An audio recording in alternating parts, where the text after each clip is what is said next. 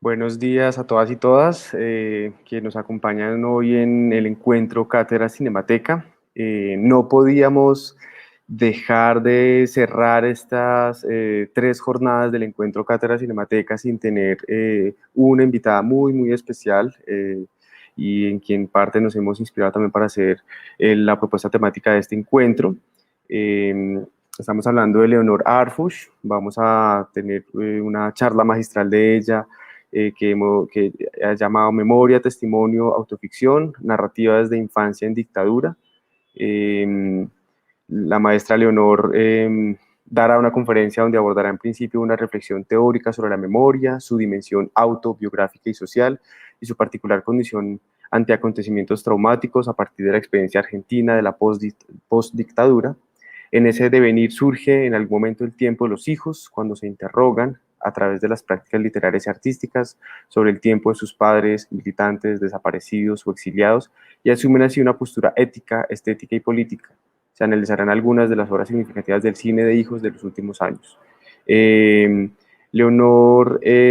doctora Leonor Arfuch es profesora titular consulta e investigadora de la Universidad de Buenos Aires. Ha sido profesora invitada, entre otras, de la Universidad de Exces, la UNAM, la Católica y Diego Portales en Chile, la Nacional la Pedagógica de la Javeriana en Colombia, California Davis y Stanford. Fue becaria de Guggenheim en el 2007. Es autora de varios libros, entre ellos La vida narrada, Memoria, Subjetividad y Política del 2018, una coedición chilena. También es autora de Memoria y Autobiografía, Exploraciones en los Límites del 2013, y El Espacio Biográfico, Dilemas de la Subjetividad Contemporánea del 2002. Maestra Leonor, doctora, queremos darle la bienvenida. Para nosotros es muy especial tenerla de manera virtual, por supuesto, en la Cinemateca de Bogotá. Entonces, pues nada, nos alegra mucho poderla escuchar y es de verdad un privilegio poderla tener acá. Bueno, muchísimas gracias David, Sebastián, todos ustedes de la Cinemateca. Para mí es un verdadero placer volver a Colombia, aunque sea de esta manera, después de tantas veces que fui, todas muy placenteras, de los amigos y colegas que tengo con quienes compartimos vida académica, comidas y salsa también, ¿por qué no? De manera que cada vez que he ido a Colombia lo he pasado tan bien que quise volver y así fui volviendo. Entonces esta es una de las maneras de volver que espero se concrete en físico, en persona, alguna otra vez. Confiemos en eso. Claro que sí, ojalá podamos encontrarnos y Entonces, vernos. Entonces ya exactamente. te damos la bienvenida y te escuchamos entonces. Muy bien, muchas gracias. Gracias. Bueno, como dijiste, David, pensé en este título, Memoria, Testimonio, Autoficción, Narrativas de Infancia en Dictadura. Si de algún modo las narrativas del yo construyen los efímeros sujetos que somos, esto se hace aún más perceptible en relación con la memoria, en tanto proceso de elaboración de experiencias pasadas, y muy especialmente cuando se trata de experiencias traumáticas. Allí, en la dificultad de traer al lenguaje vivencias dolorosas que están quizás semiocultas en la rutina de los días, en el desafío que supone volver a decir, donde el lenguaje, con su capacidad performativa, hace volver a vivir. Se juega no solamente la puesta en forma y en sentido de la historia personal, sino también su dimensión terapéutica, la necesidad del decir, la narración como trabajo de duelo, y ética, por cuanto restaura el circuito de la interlocución, quizás silenciado, y permite asumir la escucha con toda su carga significante en términos de responsabilidad por el otro. Pero también permite comenzar a franquear el camino de lo individual a lo colectivo y la memoria como paso obligado hacia la historia.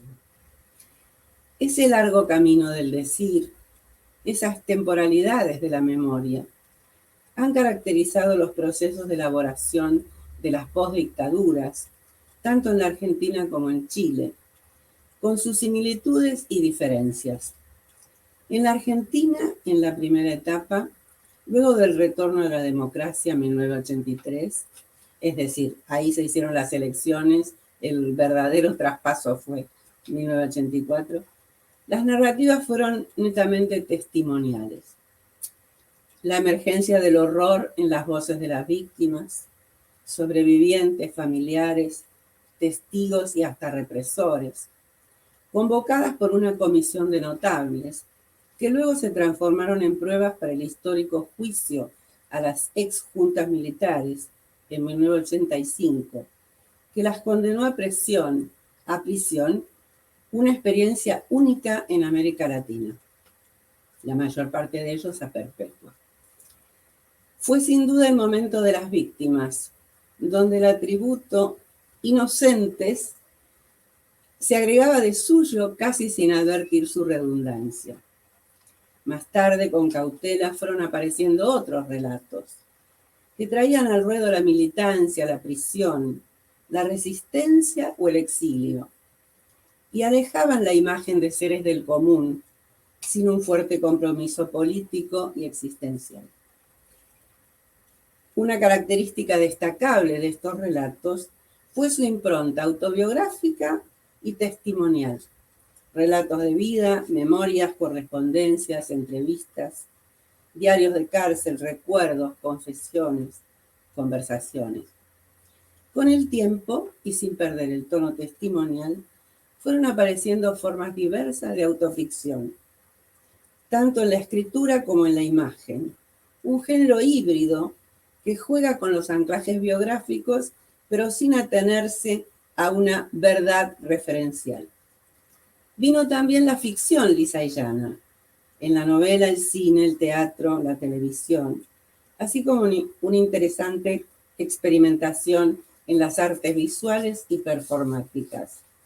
Por su parte, la intensa investigación académica y periodística, junto a cantidad de debates y eventos públicos, conmemoraciones, congresos, seminarios, jornadas, aportó un enorme caudal de conocimiento y de opinión.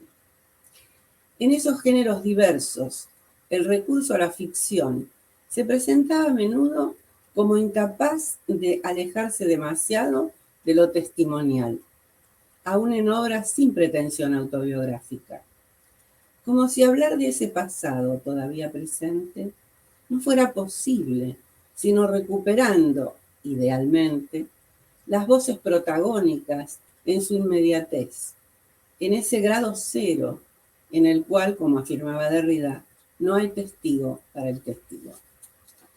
Por cierto, a lo largo de todos estos años y del despliegue activo de la justicia, que a partir de 2005 viene juzgando hasta hoy a los distintos niveles que participaron en la represión, el horizonte de las memorias no ha sido pacífico. Luego de los efectos del llamado show del horror, en el umbral de la democracia, cuando comenzó a revelarse la magnitud de los crímenes, con la aparición de las fosas, los cadáveres y los restos, como en los campos nazis. Revelación que tuvo un carácter obsceno en ciertos medios gráficos, que habían sido incluso cómplices de la dictadura.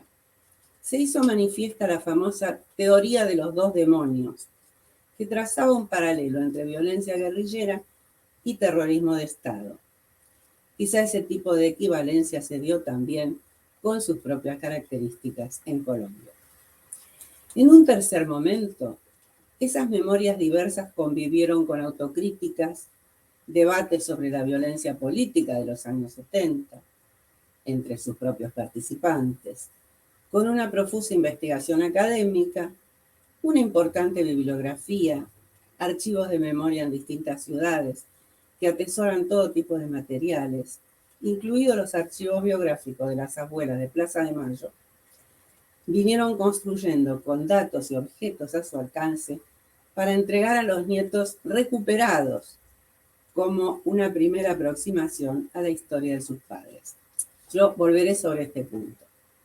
Llegó también el momento de las políticas públicas de la memoria. Memoriales, monumentos, contramonumentos. Abrir la visita a los espacios públicos del horror. los ex centros clandestinos de detención, que fueron campos de concentración y también de exterminio, funcionando algunos en el corazón de las ciudades, con el propósito de dejar estas políticas de la memoria, con el propósito de dejar marca, de hacer partícipes del no olvido a quienes vivieron la época y su posteridad. Aun cuando la sociedad entera ha sido víctima de este accionar, en su interpretación se hacen evidentes los dilemas de la memoria, o bien la memoria como un dilema. No solamente por sus contenidos, lo que ella trae al presente de la enunciación, a la vivencia herida de quienes recuerdan, sino también por las modalidades de esa evocación y las diferencias irreductibles de los puntos de vista, que hacen perentorio el plural, memorias, y conflictivo el concepto mismo de memoria colectiva. Tal es la complejidad de este significante, que ni siquiera la filosofía deja saldada la cuestión. El mismo Paul Ricoeur, que investigó mucho sobre esto, según él, podría haber una triple atribución de la memoria, a sí mismo, a los próximos, a los otros. Entro entonces ahora en esta narrativa de hijos que anunció David. Y en ese devenir del sí mismo, los próximos y los otros, llegado un momento, comenzó a producirse un giro generacional, lo que yo llamé el tiempo de los hijos, los de los desaparecidos, inquisidores, buscadores de indicios, de huellas a menudo arqueológicas, algunos orgullosos de esos padres que conocieron poco o no alcanzaron a conocer, otros dolidos, hasta acusadores, por la vida ofrendada a una causa antepuesta a su rol familiar. Y también sus contemporáneos, otros hijos, cuyas vidas bajo dictadura transcurrieron en aparente normalidad, pero cuyas preguntas irrumpen a sí mismo en el espacio dialógico con una marca inequívoca de ese tiempo, la marca generacional. Mi hijo me dijo una vez, todos los que nacimos entre el 75 y el 83, digamos, llevamos esa marca. Entonces, si los primeros, los hijos de los desaparecidos, prisioneros, etc., centran su inquietud en la historia de sus padres, tratando de aprender sus contornos, la difícil relación entre vida cotidiana y militancia, algunos hurgando en sus propios recuerdos de pequeños cuando los acompañaban en ese trajinar, y de comprender las razones políticas e ideológicas de su compromiso. Los segundos, los que vivieron una vida supuestamente normal, se enfrentan quizá más desprevenidamente a otro tipo de curiosidad. ¿Cómo era vivir en dictadura? ¿Qué sabían o no sabían sus padres? ¿Y qué hicieron con ese saber? Interrogantes que aún formulados en el ámbito doméstico, envueltos en recuerdos de infancia, rondan sin embargo el dilema de la historia con mayúscula. Ese pasaje conflictivo que va del por qué al por qué. La voz pública de hijos de desaparecidos, junto a la de los nietos recuperados, introdujo una matriz diferencial en el ejercicio de la memoria y en la indagación histórica del pasado. Y aquí quiero detenerme en una explicación. Como les decía, volveré sobre esto. Entre los crímenes de lesa humanidad perpetrados por la dictadura, se encuentra la apropiación de niños pequeños secuestrados durante los operativos que irrumpían en casas de familia para llevarse a sus padres, y de bebés nacidos en cautiverio que eran entregados ilegalmente a represores o familias sustitutas y sus madres desaparecidas, borrando así toda huella de su verdadera identidad. La ciclópea tarea de las abuelas de Plaza de Mayo consiste justamente desde entonces en la búsqueda y recuperación de esos nietos para restituirle su identidad biológica y su historia. Una tarea detectivesca que se apoya en indicios, denuncias y confrontación de archivos, donde también se han ido recolectando muestras de ADN de los familiares para conformar un banco de datos genéticos que es modelo en su género en el mundo. Se suma a esto la presentación espontánea de quienes, nacidos en ese periodo, sienten que los suyos no son sus verdaderos padres. Una práctica estimulada por frecuentes campañas de difusión. Hasta el momento se ha logrado restituir la identidad a 130 nietos, de un número estimado de alrededor de 500 que corrieron tal suerte. Decía que hijos y nietos introdujeron una matriz o un matiz diferencial en el ejercicio de la memoria pública. Están los que asumieron la militancia en derechos humanos a través de la creación de la agrupación Hijos, y los que se sumaron a las madres y abuelas de Plaza de Mayo u otros organismos existentes.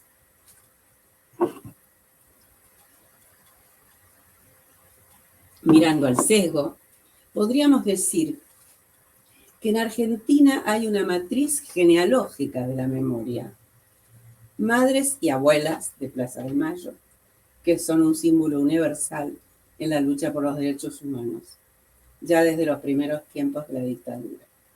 Y luego, familiares, hijos, nietos, otras agrupaciones que nuclean su lucha en favor de los derechos humanos bajo esos nombres. ¿Qué se explica quizá? Porque la intrusión violenta en el hogar, más que los enfrentamientos, fue el modus operandi de los represores. En ese tiempo de los hijos, algunos adquirieron notoriedad como artistas, llevando su búsqueda filial al plano estético. Entre estos últimos, varios eligieron el cine como modo de expresión, en el contexto justamente de lo que ha dado en llamarse el nuevo cine argentino. Valgan como ejemplos, formalmente disímil, 3 primeras películas emblemáticas, entre varias otras, que han sido ampliamente comentadas. Papá Iván, de Mariene Roqué, estrenada en 2000, abre un camino de indagación respecto de su padre, un destacado dirigente político, guerrillero, dirigente guerrillero, muerto en combate, donde el afecto, la rebeldía y un dejo de lo que se llamó memoria airada se expresan en el epígrafe inicial. Cito: prefiero un padre vivo a un héroe muerto.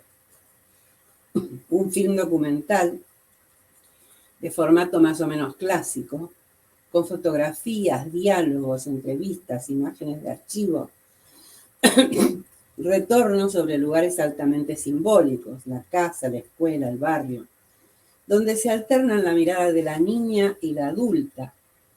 Otro peculiar involucramiento autobiográfico, cuyo peculiar involucramiento autobiográfico hacen de él un documental subjetivo, una nominación que tornó en canon lo que podría pensarse como oxímoron. Albertina Carri, por su parte, en la misma línea del documental subjetivo, introduce en Los Rubios, de 2003, una variante donde la rebeldía no es solo afectiva, sino también formal. El deseo de incomodar, de interpelar las conciencias, más que producir catarsis. El rechazo a recorrer caminos hollados, a tratar de suplir la ausencia, el padre y la madre en este caso, desaparecidos cuando ella tenía 4 años, con palabras de otros, testimonios, cartas o recuerdos. La fluctuación entre poner el cuerpo y ser representada por una actriz, o sea, el dilema de la primera persona. La certeza desoladora de que no hay ninguna verdad a descubrir, sino quizás solamente la imaginación para suplir los retazos faltantes de la infancia.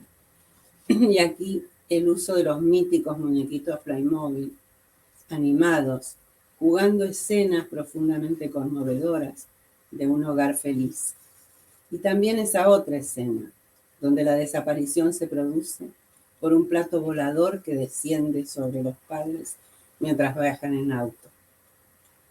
La asunción, en una palabra, del carácter autoficcional de todo relato de sí y el vacío de lo irrecuperable. En 2007, Nicolás Prividera, con M, por mamá y por memoria, se planteó una aproximación diferente, inquisitiva y crítica, buscando testigos y huellas, no solo familiares, sino de hechos, reacciones y complicidades en la desaparición de su madre, trabajadora de un Instituto Nacional de Tecnología, tanto entre sus compañeros de trabajo como de militancia, y aportando otros acentos a la memoria airada. Una obra con una estética detectivesca, él mismo vestido con el típico impermeable inglés a los Sherlock Holmes, de tono más político, que formula preguntas ante los eslabones sueltos de la historia, toma posición y somete a juicio lo dicho y oído. Un modo quizá de intentar colmar la ausencia con razones. Otras dos obras visuales, en cierto modo clásicas, se recortan sobre un contexto poblado por múltiples expresiones. La temprana instalación Arqueología de la Ausencia, de Lucila Quieto, 1999-2001, y la muestra de fotografías de Gustavo Germano, Ausencias, de 2006. En el primer caso, la desaparición del padre ha sido anterior a su nacimiento. En el segundo, es el hermano mayor el que ha desaparecido a los 18 años. Si la memoria se enfrenta a la aporía aristotélica de hacer presente lo que está ausente, ¿cómo suplir la ausencia de quien ni siquiera ha estado en algún momento presente? El camino de Lucila fue la invención de la presencia, podríamos decir, la creación de un recuerdo inexistente. Proyectó fotos de su padre desaparecido, asesinado en su caso, y se fotografió a sí misma participando de la escena. En palabras de Julieta Escardó, la curadora de la muestra, cito: Lucila Quieto parte de fotografías heredadas para crear fotos imposibles. Obsesionada por la idea de no tener fotos junto con su padre, decidió que si no tenía esa imagen, a partir de la cual poder recordar, debía producir primero aquella fotografía que le permitiera crear el recuerdo. Luego ofrece su invención a otros amigos, también hijos de desaparecidos, como con una invitación prometedora. Ahora puedes tener la foto que siempre quisiste. La inquietud por los que no están inspiró asimismo la obra de Gustavo Germano, en otra modalidad expresiva. Mostrar esa ausencia como una anomalía del presente. Para ello volvió a su provincia natal, Entre Ríos, contactó a distintas familias, seleccionó 15 casos, entre ellos el propio, y confrontó viejas fotografías en las que algunos de los retratados están desaparecidos, con nuevas fotografías que tomó 30 años después, recreando la misma escena con sobrevivientes, familiares o amigos, buscando el lugar exacto, la pose, el encuadre, el momento del día, la semejanza de la luz, para poner justamente de manifiesto la falta, el hueco reconocible del cuerpo en la imagen, lo que no está, las huellas del tiempo y de la pérdida de los personajes, incluido él mismo con sus dos hermanos, confrontados a una fotografía de cuando eran niños. El armado de la exposición reponía los nombres de los retratados en la primera imagen y solo un punto para él o la ausente en la segunda. Un minimalismo quizá cuestionado o cuestionable, el nombre es justamente lo que sobrevive a la muerte y lo que intentó ser borrado en las tumbas bajo el NN, pero de un fuerte impacto simbólico. En ambos casos se hace manifiesto ese perturbador efecto de la fotografía, que algunos teóricos ven en cercanía de la muerte, lo que no está contenido en el recuadro, lo que escapa, el misterio del más allá, pero también su temporalidad, lo que la imagen, capturada en un instante fugaz, nos dice del devenir del tiempo. Respecto de los hijos, es después de la indagación sobre los padres que la mirada se torna hacia su propia infancia en dictadura. Y aquí aparecen en una innegable sintonía dos obras de ficción, Infancia clandestina y El premio, ambas de 2011. Dije dos obras de ficción, aunque ambas tienen un fuerte anclaje autobiográfico. Narran una historia que los tuvo como protagonistas. Pero justamente la ficción se les impuso como el modo posible de aproximarse a ese nudo existencial, la distancia necesaria, esa famosa exotopía pastiniana, la imagen otra que intenta dejar huella ante la fragilidad del recuerdo, brindar un cobijo tanto estético como afectivo para poder hablar. Porque hay de qué cobijarse. Las dos historias narran justamente la sensación de intemperie, la desprotección de la vida en clandestinidad, el peligro constante, el acecho cotidiano, el miedo a cometer el menor error, el miedo simplemente como forma de vida. Hijos de militantes que alternaban el vivir con los abuelos, vivir en otros países, vivir con uno de los padres, vivir escondidos o en casas transitorias, obligados a mantener el secreto de esas casas y también el de su propio nombre. Niños criados como adultos con la carga de la responsabilidad a edades muy tempranas.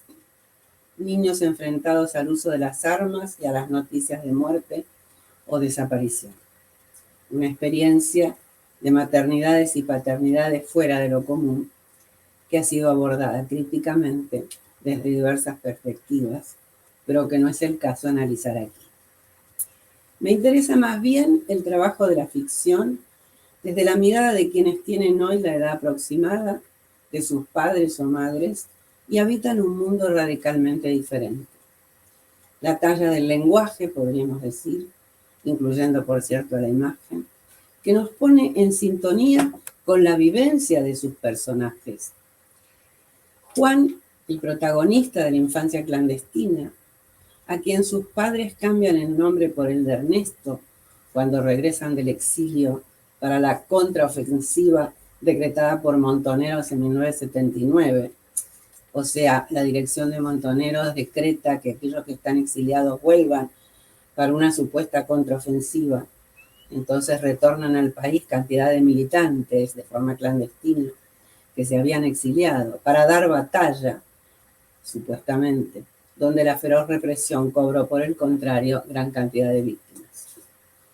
Entonces, Juan tiene 12 años, una hermanita bebé, y vive en una casa suburbana con sus padres, que distribuyen armas y proyectiles envasados en cajas de maní con chocolate, una de las fachadas de la vida clandestina. Una madre militante de armas tomar, que aparece en toda la fiereza de su convencimiento, pero también en el costado amoroso del lazo filial, en quien Benjamín Ávila, el director, rinde homenaje a su madre desaparecida. Y aporta una tonalidad diferente esta madre a una caracterización ya clásica, la de militantes sujetos a una disciplina férrea, antepuesta a toda atadura familiar. Esa madre, con sus altibajos, sus ataques de ira ante el menor desliz del secreto y la prohibición, una llamada telefónica del niño a una compañera de la que está enamorado, por ejemplo. Es a la vez la madre loca, furiosa, que aparece en múltiples relatos, y otra capaz de mostrar su ternura en los momentos de calma cotidiana. Momentos especialmente trabajados en el film, para balancear la imagen de zozobra perpetua que ha quedado como un estereotipo.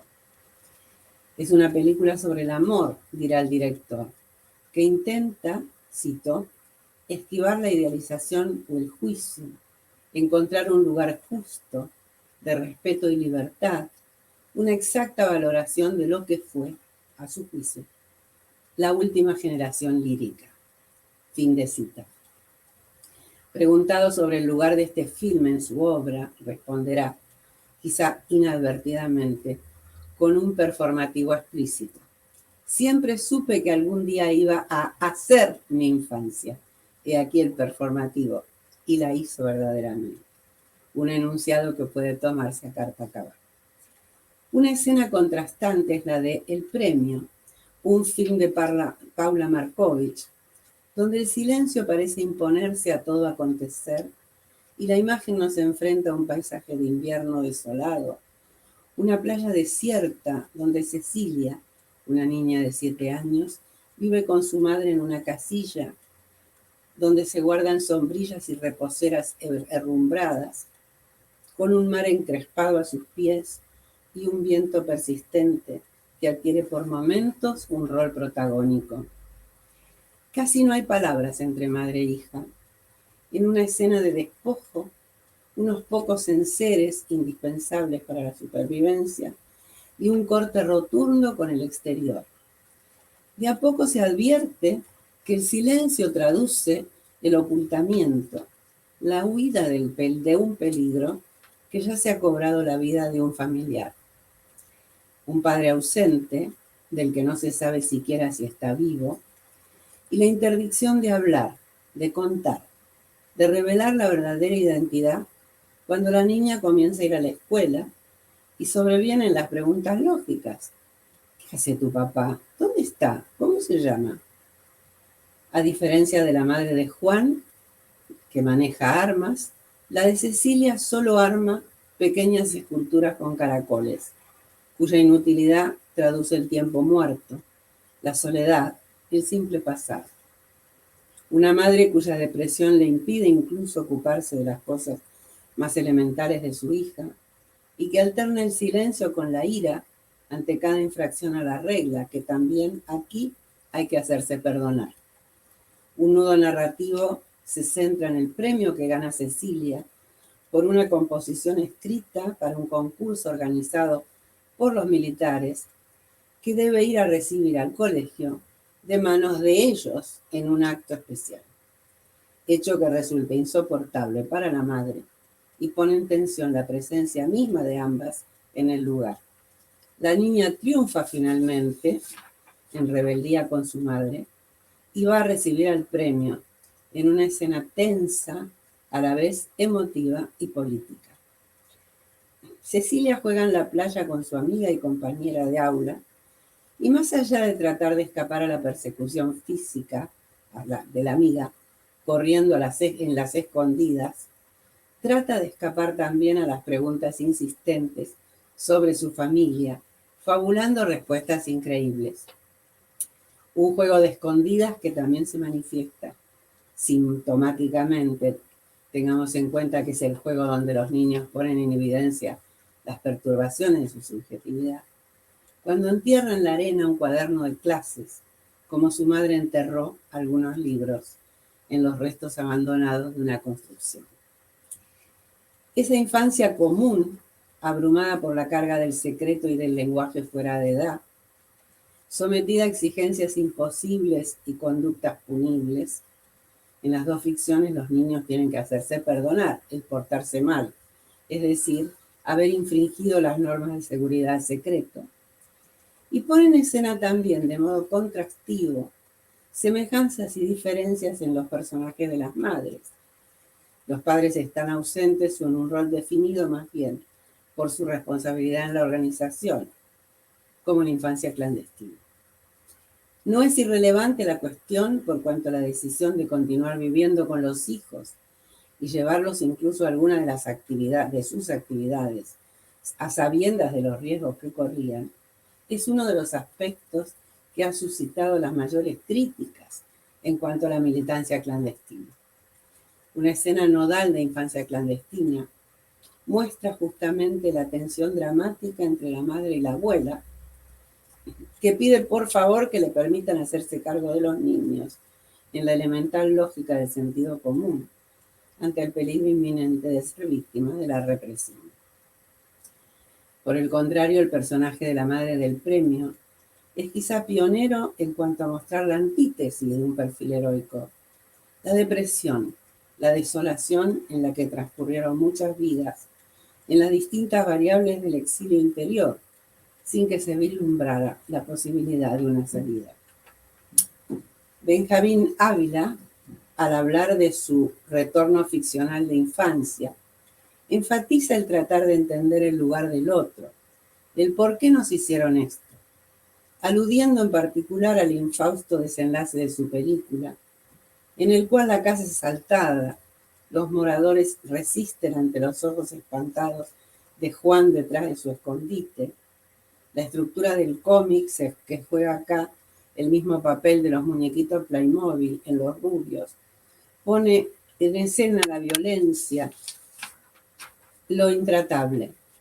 Él mismo es secuestrado en la vida real, interrogado y dejado finalmente en la puerta, en la ficción, interrogado y dejado finalmente en la puerta de la casa de su abuela, mientras su hermanita en la ficción es apropiada y entregada a otra familia. Un modo de narrar la propia historia, en la cual el hermano menor también fue apropiado y recuperó su identidad en 1984, uno de los primeros nietos recuperados. Cito: nunca creyeron que irían a hacerle esto a los hijos. Afirmará en alguna entrevista, reiterando algo de lo ya escuchado, en la ímproba tarea de encontrar explicación lógica a un tiempo dislocado. Paula Markovich tenía 8 años cuando, poco después del golpe de Estado, fue a vivir con su madre a San Clemente, la playa donde transcurre la ficción, mientras su padre estaba en la clandestinidad y debía cortarse todo vínculo.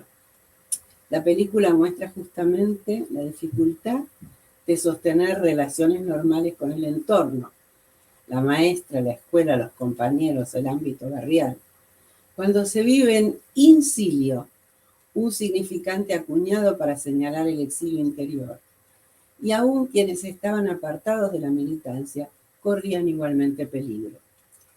En esa ficción de infancia, la directora encontró en su protagonista una niña, una actriz consumada, capaz de expresar un cúmulo de significaciones en una mirada y toda la complejidad de su relación con el mundo a través de los escarceos del cuerpo en un escenario físico y terrible, un mar devenido tumba, porque también hubo los famosos vuelos de la muerte, que habla por sí solo de la materialidad del exilio, por cuanto las escenas transcurren de cara a la inmensidad y nunca vemos lo que hay a sus espaldas.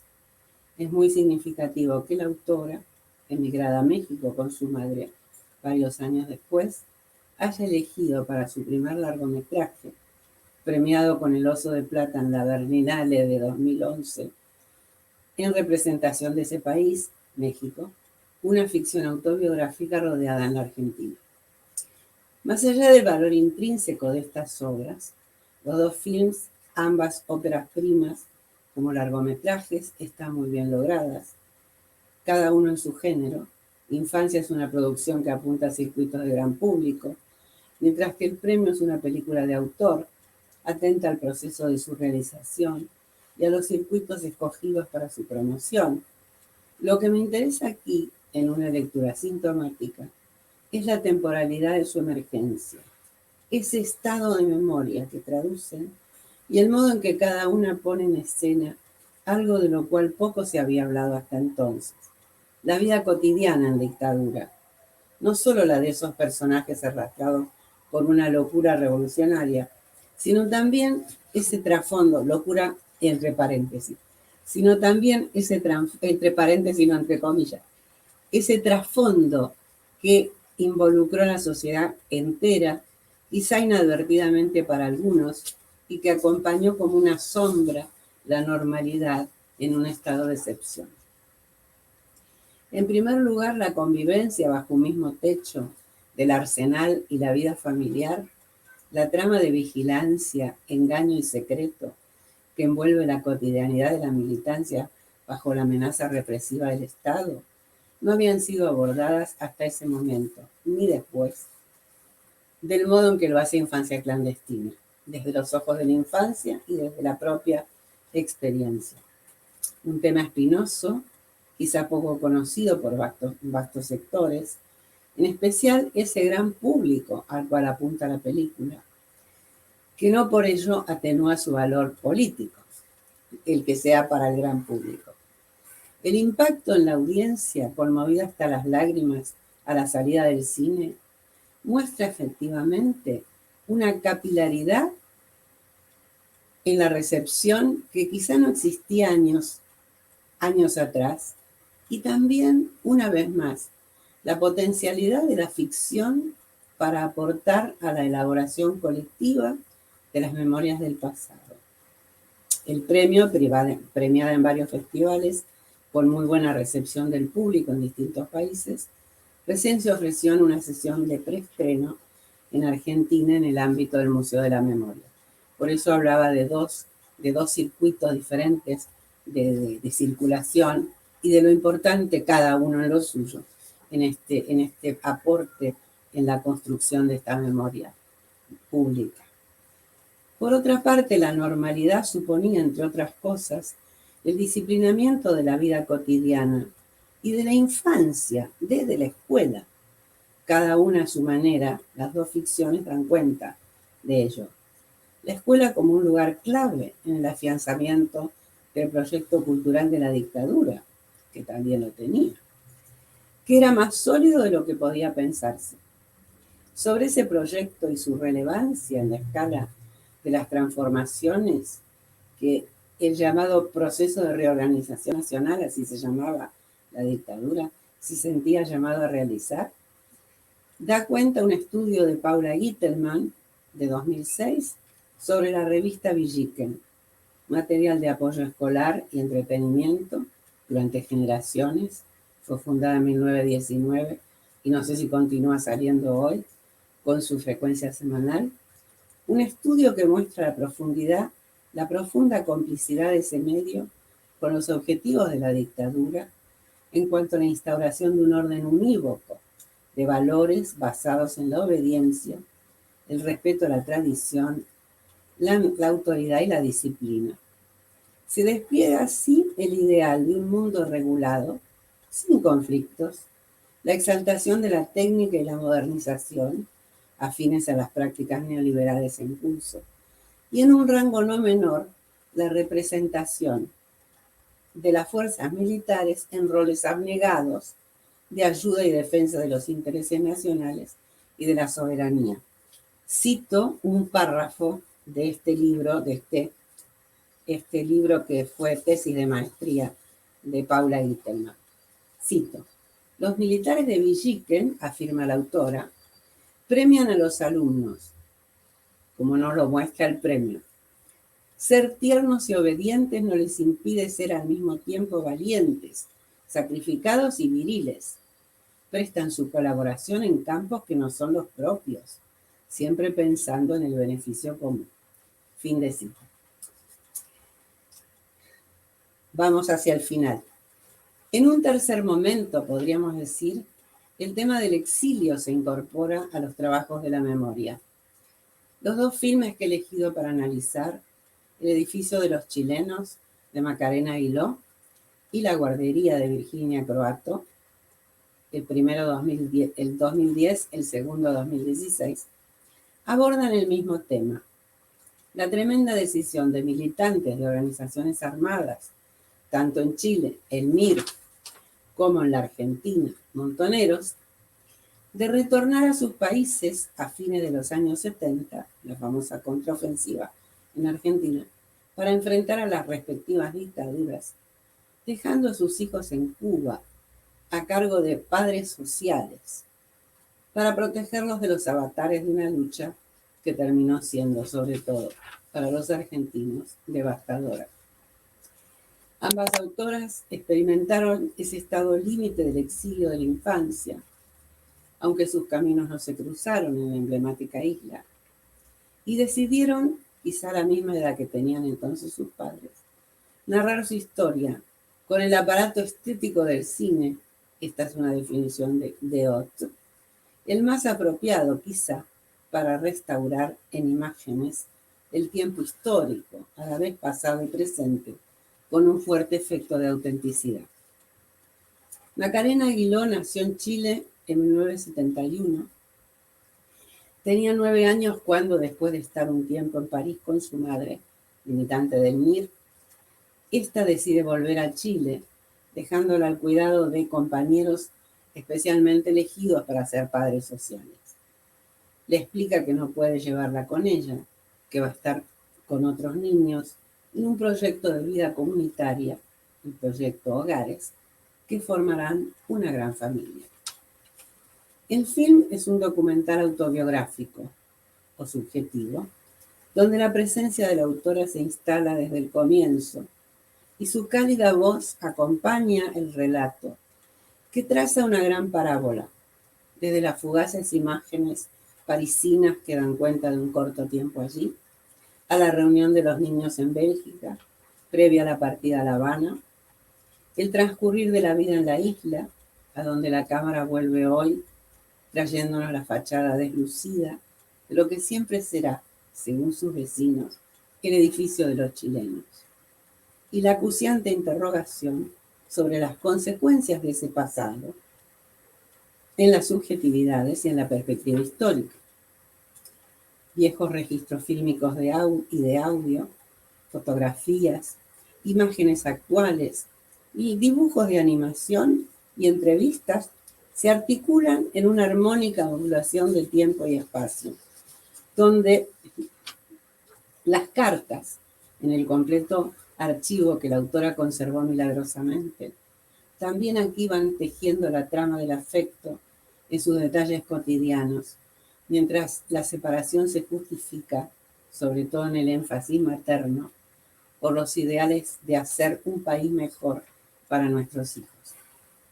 El film no solo narra esa historia fuera de límites, con dulzura y con una admirable entereza, sin caer en el melodrama ni el sentimentalismo, sino que también es una apuesta inquisitiva y crítica, que invita a sus protagonistas, sus propios padres, el padre social, los compañeros, a dar testimonio de esa experiencia, confrontar el pasado desde el hoy y dejar al descubierto las heridas, las flaquezas, los errores y el fracaso, en definitiva, del camino elegido para alcanzar esos ideales. Doloroso, por momentos desgarrador, un padre que recuerda entre lágrimas que dejó a su bebé de meses. El padre social que cuenta cómo recibió a una niña de apenas 2 años en la Gare du Nord de París. El padre de Macarena, que expresa su desconsuelo ante la borradura de la vida en común. Algún compañero que nunca perdonará esa pérdida. No está teñido, sin embargo, de melancolía, sino más bien de una cierta nostalgia. Y el personaje de la narradora va construyéndose en el reconocimiento de lo acontecido como afirmación de la propia identidad y en la aceptación de los límites, de lo visible y lo mostrable. El valor de lo dicho ante el registro, siempre intimidante de la cámara, y lo que se calla y asoma quizá en la lágrima furtiva, el rictus, la agitación del cuerpo o la mirada.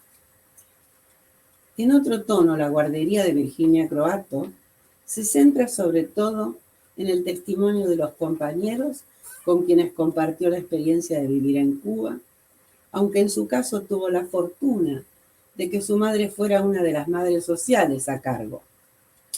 Su padre, alto jefe montonero, había sido asesinado en un falso enfrentamiento y la familia debió partir al exilio.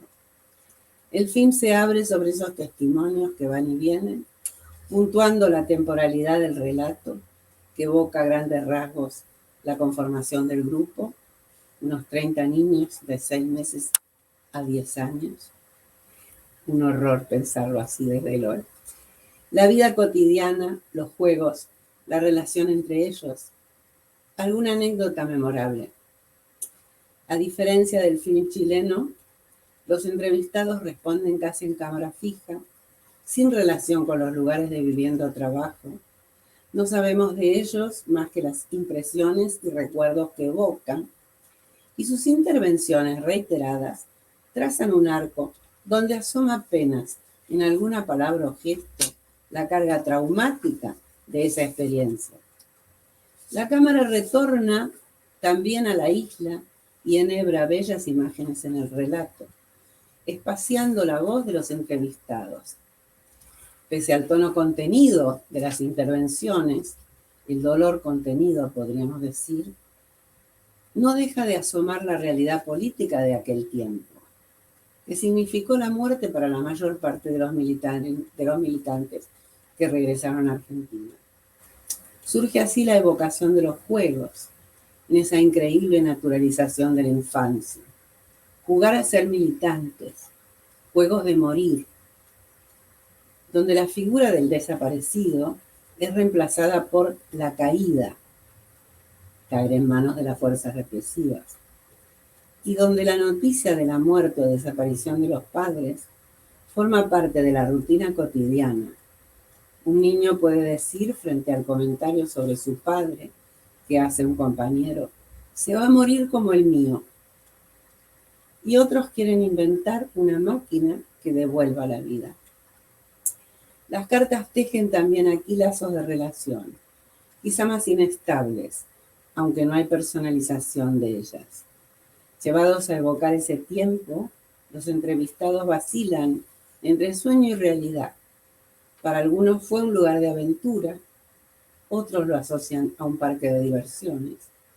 Todos valoran la vida en comunidad y la situación de normalidad que la guardería tenía en la isla, el poder hablar con libertad, más allá del silencio o la mentira que había marcado sus vidas en la clandestinidad, nombres falsos, cambios de domicilio, lejanía de los parientes, etc.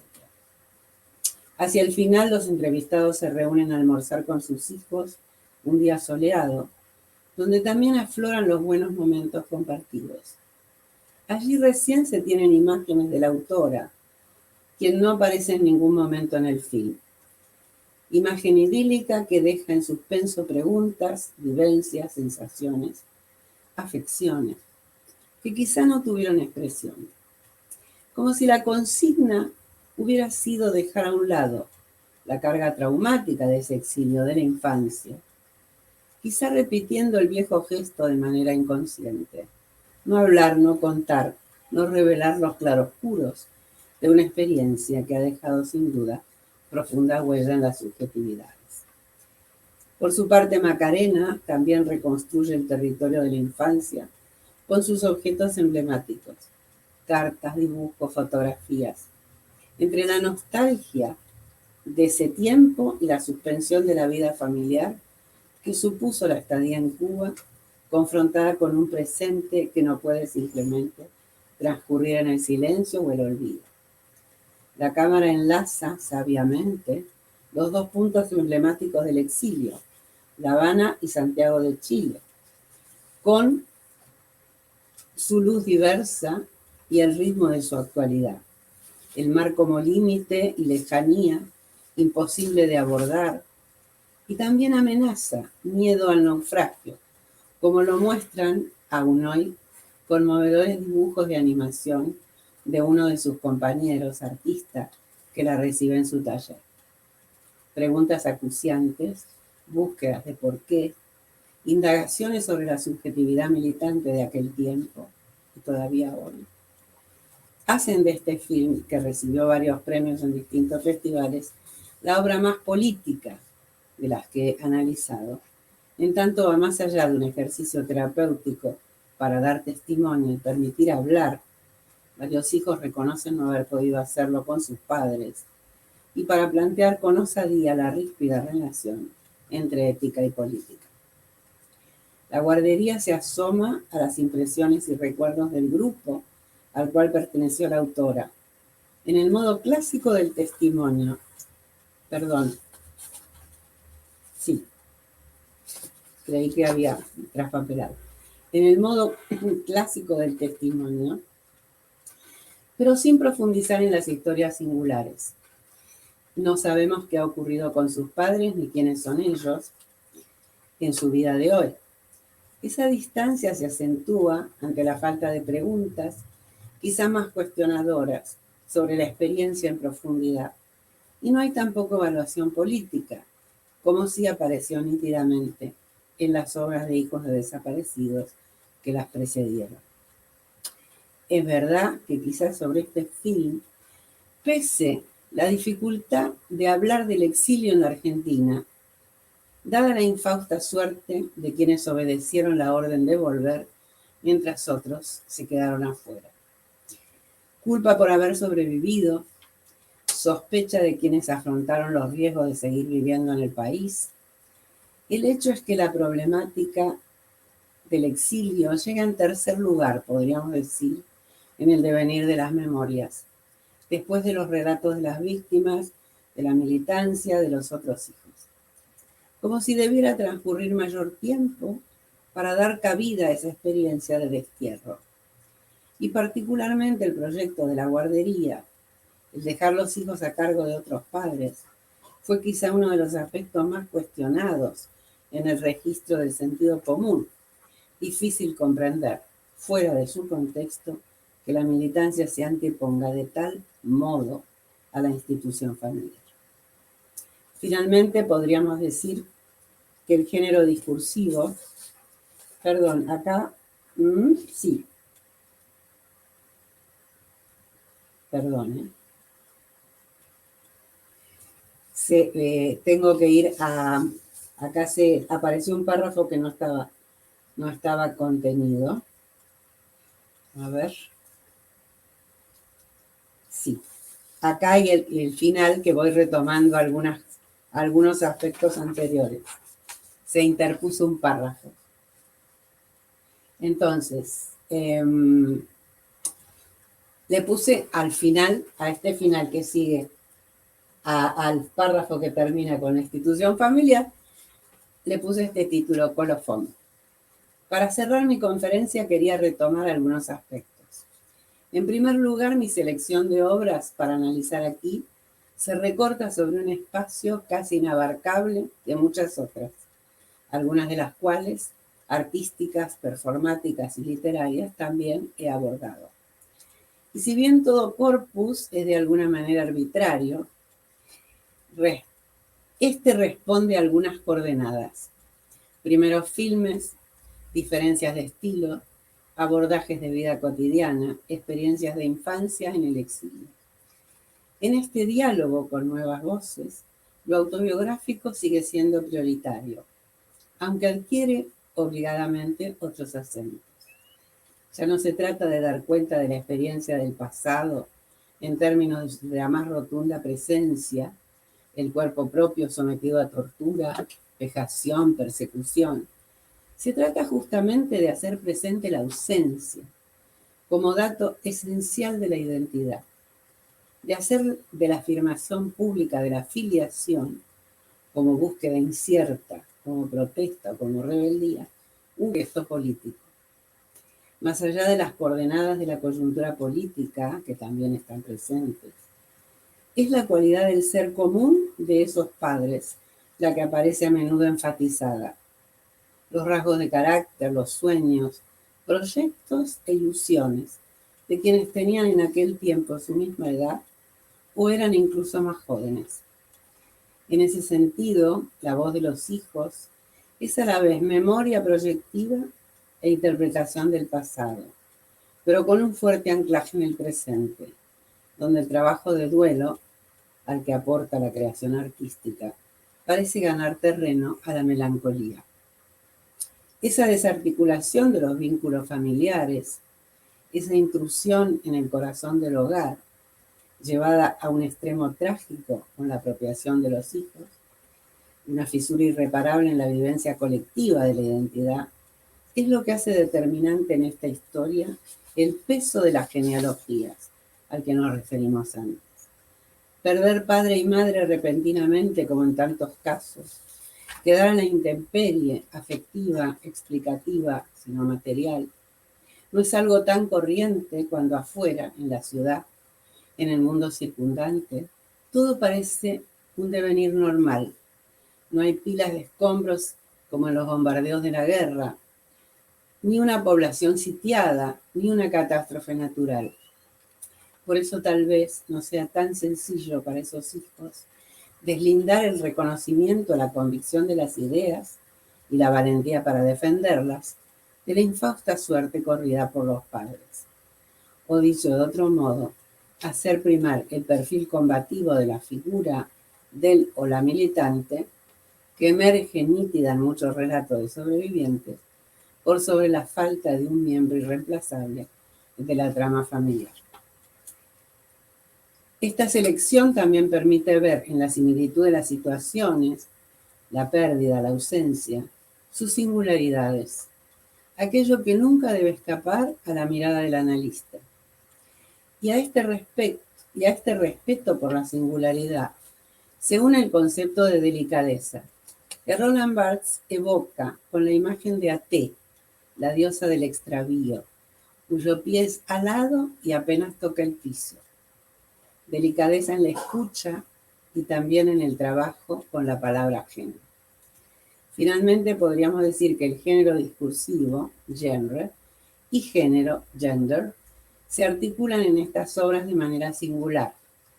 El registro de lo biográfico y autobiográfico, que es el de mi interés, muestra a su vez su potencialidad para la elaboración de experiencias traumáticas y la relevancia del concepto de valor biográfico de Bakhtin en la construcción de memorias colectivas.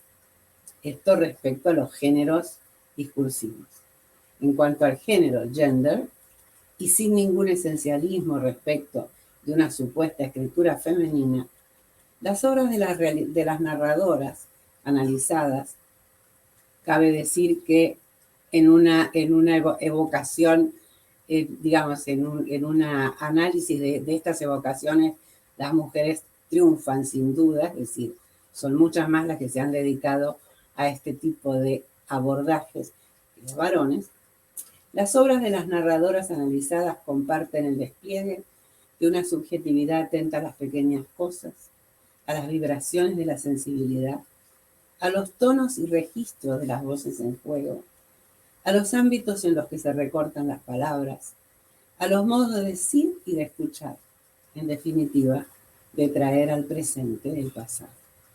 Miradas, imágenes, apreciaciones, valoraciones, que configuran un acervo común y singular, en contraposición a relatos épicos o perfiles heroicos, pero que en los tonos diferentes de cada partitura, si tomamos la metáfora musical, aportan en grado sumo a esa representación historiadora que, según el filósofo Paul Ricoeur, abre camino a la historia en su dimensión ética y política.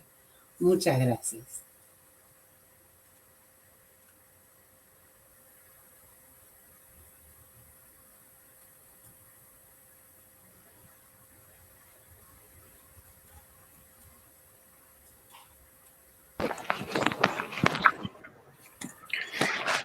Bueno, doctora Leonor, pues muchísimas gracias. Digamos, es una charla magistral muy pertinente también para muchos de las temáticas que está pasando pues nuestro cine. Y pues le agradecemos mucho, digamos, muy apasionante. Nos quedan, digamos, pendientes las preguntas del público en este momento. Pero que yo podré ir recibiendo por mail y las iré contestando en la medida de lo posible. Disculpen que no me va a ser posible de otra manera. Pero exactamente, podríamos hacer esa consolidado de preguntas y las compartiremos. Perfecto. Bueno, les agradezco entonces y sigamos trabajando digamos, en sintonía y cada uno en su lugar. Claro que sí. Adiós y hasta pronto.